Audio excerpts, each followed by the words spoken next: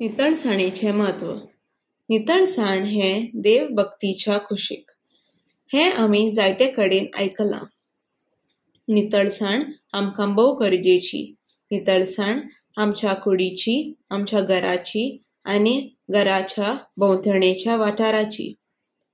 दर दिसाक न्हावून, नाखटां कातरून, दांत घासून, दोळे नाक साफ करून आनी निवळ कपडे घालून कुडीची नितळसाण सांबाळूंक खूब गरजेचे.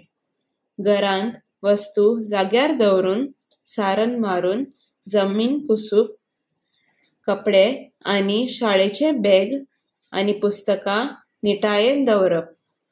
घरा भोंवतणी झाडाचो पालो एकठांय करून उजो घालून तो गोबोर झाडांक घालपाची ही एक बरी संवय.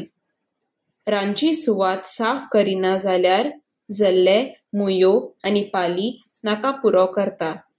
आमी नितळसाण दवरल्यार आमची भलायकी तर बरी उरतलीच, पूण आमचें मन लेगीत प्रसन्न उरतलें.